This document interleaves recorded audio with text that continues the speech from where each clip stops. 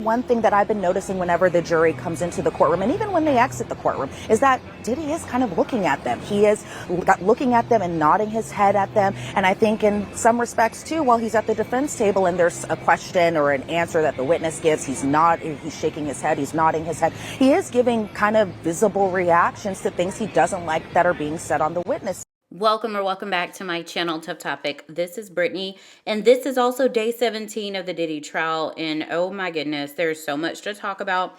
But first, let's talk about Diddy's odd, off-putting behavior inside the courtroom. So those that are reporting from directly inside the courtroom witnessed Diddy trying to intimidate the jury.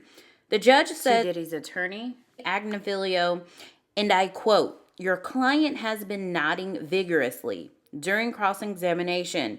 Any repeat display could result in the exclusion of your client from being in the courtroom. There should be no efforts to have an interaction with the jury."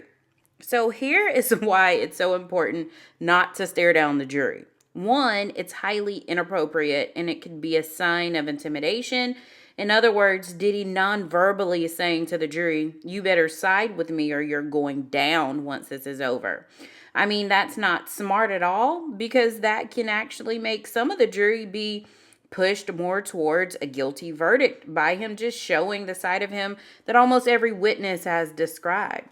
But secondly, it could go the other way, and him nodding at the jury after Brianna tells her story is like him trying to persuade the jury that she's lying or it never happened.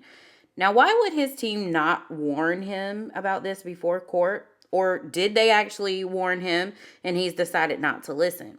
Now, I think Diddy is cracking right now. He hears all of what's being said about him, and he, in fact, knows that it's not looking good for him. So that's one of his tactics to gain freedom.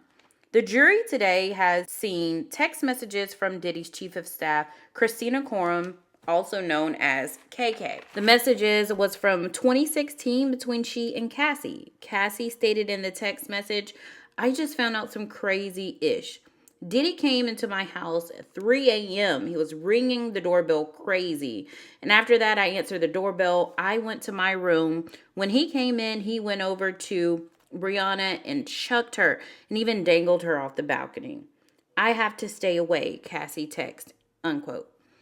So this text message is backing the testimony of Cassie's friend Brianna. But let's talk about KK for a minute. She has been listed as officially a co-conspirator. She has not taken an immunity deal like several other witnesses did. She has not pleaded the fifth. She is going to end up taking the fall right along with Diddy. I mean, is it worth it? It's not going to look good for her. She was like his wing woman. She knows everything that he's been up to. She has seen text messages from Cassie about his behavior. She has witnessed things that he has done that may be illegal that she's holding on to. She has evidence. Diddy's lawyer was saying he strongly objects to allow her as a co-conspirator. But of course, they can't make that call. We all know that.